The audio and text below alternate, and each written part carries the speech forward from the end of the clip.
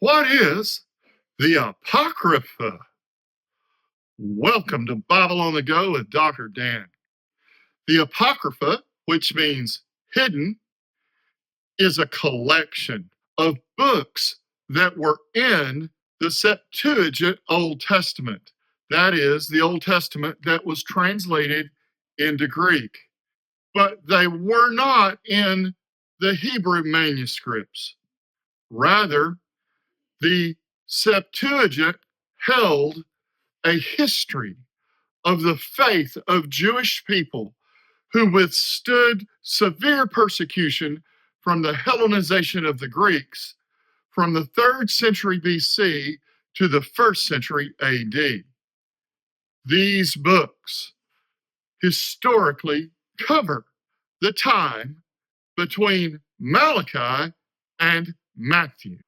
Our Catholic friends refer to these as the deuterocanonical or other canonical books, and they're included in the Catholic Bibles and some mainline Protestant Bibles as well.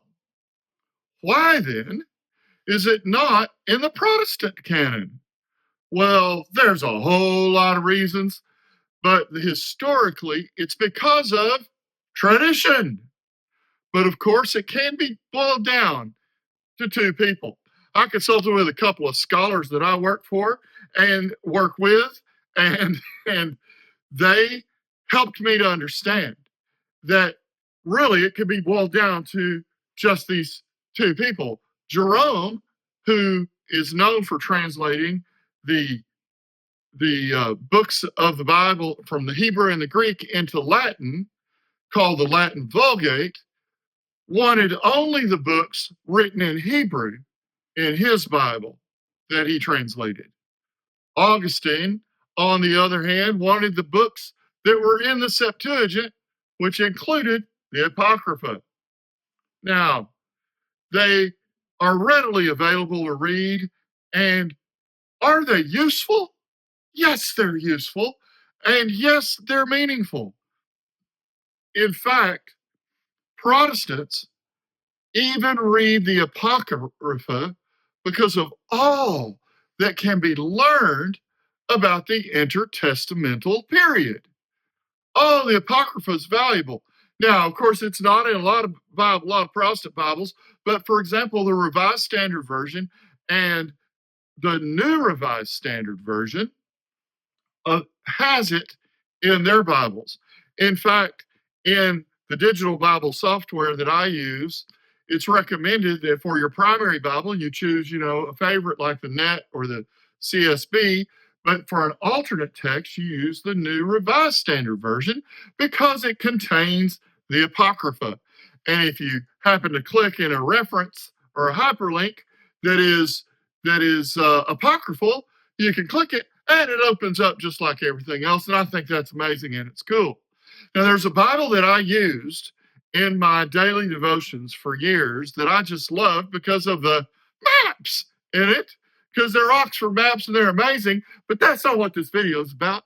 But I can tell you this, I use this Bible, I kept it right by my other devotional books, Amazing Grace, Hymn Stories, and the Oswald Chambers Most for His Highest, because I just love the flow of the text. And of course, it was the first time that I had the apocryphal books. And something that's amazing in this, see this beautiful red cover? It's called the New Oxford Annotated Bible. And I'm in the Apocrypha. And guess where they put the Apocrypha? Right where they should, in between Malachi and Matthew. And so if you go to it, you can read it. It has a beautiful introduction.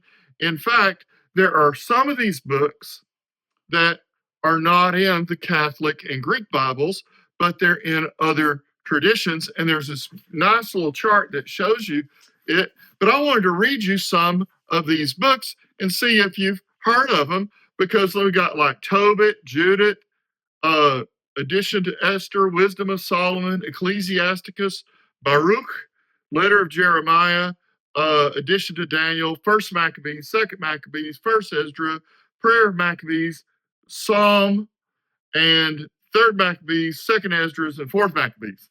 And so not every single one of the other, like the other, those are in the Catholic Bible, but these other apocryphal books aren't. But I find it very interesting. If you like history, you would love reading the Apocrypha.